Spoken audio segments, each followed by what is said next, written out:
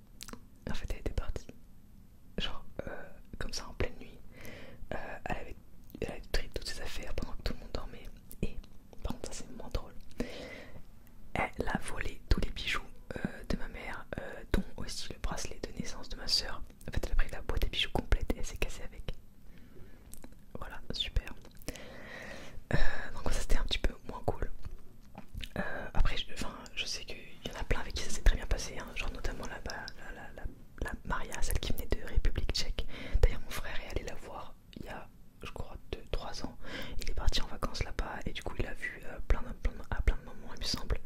Mais pour travailler, donc elle devait se libérer tout exprès. Mais du coup c'était rigolo, enfin qu'ils se voient des années après quoi, parce que mon frère il avait je crois entre 3 et 6 ans quand elle, ou 3 et 7 ans quand elle le gardait. Après il y a eu d'autres trucs un petit peu plus marrants, enfin marrants, je sais pas si c'est marrant mais en gros mon frère vraiment en fait il était trop beau quand il était petit. Et le truc c'est qu'il faisait un peu ce qu'il voulait des jeunes filles au père. Et à un moment donné, je me rappelle, ma mère était partie me chercher à l'école. Et mon frère, je sais pas, je crois qu'il avait pas cours. Je sais pas pourquoi. Et on rentre, vraiment, on ouvre la porte. Et là, on voit dans le couloir la jeune fille au père avec une corde autour du cou. Et mon frère, debout, qui tenait en gros, la jeune fille au père avec sa corde. Et qui l'a déplacée dans le couloir. Genre, on arrive, je sais pas, tu t'attends pas quand tu rentres chez toi à voir cette scène en fait. Genre, la jeune fille au père avec une corde là, et mon frère comme ça qui la dirige au toit, elle a eu quoi, enfin je sais pas, c'est trop chelou. Et du coup, on était en mode, genre, qu'est-ce qui se passe et tout. Et elle nous a juste dit, ah mais en fait, il voulait jouer au chien, et du coup, bah je fais le chien. Enfin, je sais pas, mais genre, ok, mais il y a des limites, enfin, je sais pas. Moi, des fois, je joue avec des enfants, j'ai déjà gardé des enfants et tout, mais bon, j'ai jamais fait le chien exprès. Surtout, en fait, tu fais genre le chien ou le cheval en mode l'enfant il monte sur ton dos, c'est fun et tout, ok. Mais là, carrément, il avait mis une corde autour du cou. Enfin, je sais pas, je trouve ça vachement genre abusé. Mais vraiment, j'étais en mode what? Vraiment, mon frère, et c'était horrible, il faisait ce qu'il voulait. Mais je me rappelle une fois, on était parti à la Croix-Branche. Et là, cette fois-ci, on n'était pas avec des jeunes filles. Enfin, la jeune fille père était avec nous. Et il y avait du coup une cousine à nous, enfin la femme du cousin de ma mère, qui avait peur du vide. Donc d'ailleurs moi aussi j'ai peur du vide, mais j'étais quand même allée. Et du coup elle avait dit bon bah moi je garde Maxime, genre mon frère il avait genre 4 ans, donc enfin il a juste fait le petit parcours pour enfants et après le garder et jouer avec lui dans la forêt et tout. Et en fait là-bas il y avait une buvette. Et du coup à un moment donné il se cale à la buvette, mais genre il joue autour de la buvette et tout. Il y a des gens, genre qui ne connaissaient ni Nathan ni Dave, hein, qui sont arrivés, ils ont vu mon frère, ils l'ont trouvé trop mignon. Ils lui ont dit, tu veux pas qu'on t'achète quelque chose, une glace, une boisson et tout. Genre... Alors que comment ça s'appelle, la femme du cousin de ma mère, c'est hyper compliqué, je sais pas comment on dit pour moi. En gros, elle était choquée, elle était en mode, en fait lui, il fait ce qu'il veut quoi, genre tout le monde veut lui payer des trucs et tout, enfin, trop bizarre. Genre, du coup, bon, peut-être que c'est pour ça que la jeune fille au père a accepté autant de choses, mais c'était vraiment super drôle, franchement c'était n'importe quoi, vraiment abusé. Et voilà, sinon après on a eu aussi beaucoup d'étudiants. En fait ma mère, je sais pas, chez mes parents c'était un peu la maison du bonheur, genre on avait tout le temps des gens qui venaient, qui partaient, enfin c'était... Parce qu'en fait on avait un grand appartement et du coup on pouvait recevoir des étudiants, avoir des jeunes filles au père. Nous on était plusieurs enfants, enfin voilà. Et après on a eu beaucoup d'étudiants. Et du coup c'était vachement bien en fait, on avait beaucoup de, comment dire, une ouverture sur le monde. On a eu des étudiants de japonaise, après j'ai eu un étudiant anglais, on a eu une espagnole, enfin elle venait pas d'Espagne, elle venait d'un pays d'Amérique latine, je sais plus lequel, je me rappelle plus. Et pour que j'apprenne l'espagnol, enfin en fait on était très enfin on était très mélangés quoi. Et même quand on était plus jeune du coup, il y avait des jeunes filles au père qui ne parlaient pas du tout français, donc on devait leur parler en anglais. Donc on avait, enfin là j'ai tout perdu, mais genre on avait des quelques bases, enfin quand on était enfant on avait un bon niveau. Maintenant j'ai pas du tout de niveau particulier, surtout qu'on disait juste des mots de base, on disait pas non plus des phrases très complexes étant donné qu'on était enfant à l'époque. Et du coup jusqu'à mes 13-14 ans on s'est fait garder par des jeunes filles au père. Et après quand mes parents se sont séparés et qu'on est venu vivre dans ma ville actuelle, quand ma mère a retrouvé l'amour, etc., là c'est moi qui me suis retrouvée à garder tous mes frères et sœurs. Voilà. Parce que elle estimait que je pense que c'est bon, j'avais plus besoin d'être gardée. Donc je suis un petit peu devenue la maman entre guillemets, genre d'un coup comme ça, bam. Je me suis retrouvée à devoir cuisiner. Enfin vraiment genre... Après j'avoue au début vraiment elle nous achetait vraiment des trucs hyper, mais vraiment hyper simples à cuisiner.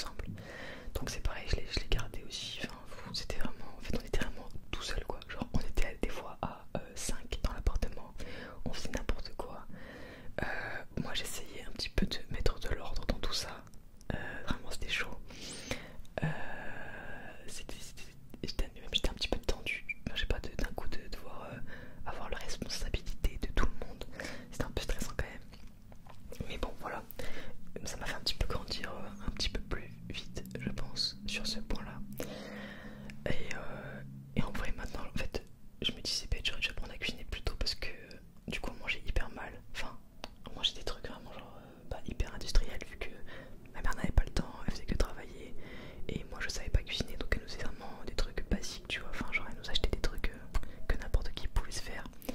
Alors que maintenant genre j'adore cuisiner chez moi et tout. Enfin en fait je me dis c'est bête, j'aurais dû cuisiner plus tôt. Enfin on aurait mieux mangé quoi. Parce que là vraiment c'était n'importe quoi ce qu'on mangeait. Ouais non du coup c'était quand même une bonne expérience. Après je sais que, enfin j'espère, je dis ça mais peut-être que j'aurai pas le choix. Moi j'aimerais bien ne pas avoir besoin de faire garder mes enfants.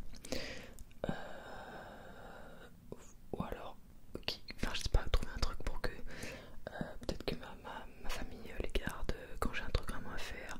Ou que j'arrive à m'organiser avec les personnes avec qui je serai à ce moment-là. Pour que on n'ait pas besoin de faire garder notre enfant de manière comment dire permanente. Genre je pense une babysitter de temps en temps ça peut aller mais genre voilà quoi. Pas tous les jours de ma vie. Après par contre c'est vrai qu'on faisait quand même beaucoup d'activités. En fait dès que ma mère était là elle était tout le temps avec nous. Genre jamais elle se prenait des moments genre à elle. En fait ou elle travaillait ou alors elle rentrait direct et elle passait du temps avec nous. On faisait des activités, on allait au parc, on faisait du roller, on achetait des glaces.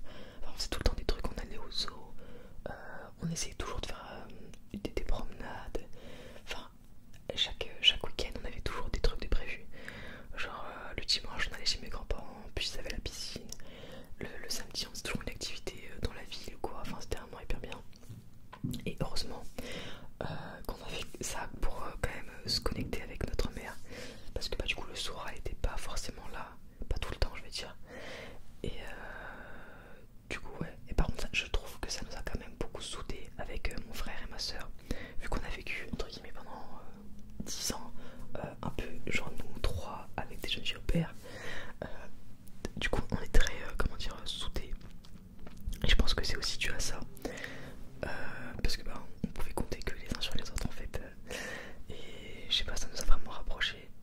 Je sais pas si on avait été dans un autre contexte,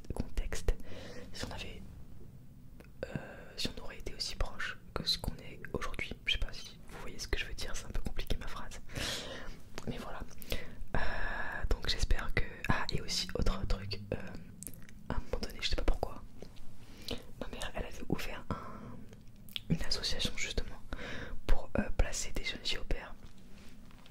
En fait au début elle avait pas plein de jeunes filles au père etc. Après elle s'est dit bah pourquoi je ferais pas ça moi. Donc en fait elle recevait des... Je me rappelle elle avait plein de courriers de familles qui cherchaient des jeunes filles au père. Et elle s'occupait de mettre en contact des jeunes filles